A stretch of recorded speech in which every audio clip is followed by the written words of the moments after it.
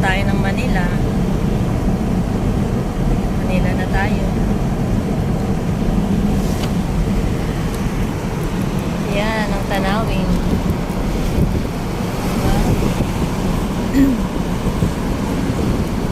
Ang ganda ng tanawin. Nami si Sir Joey. Yan, ang ganda. Ang ganda ng hangin.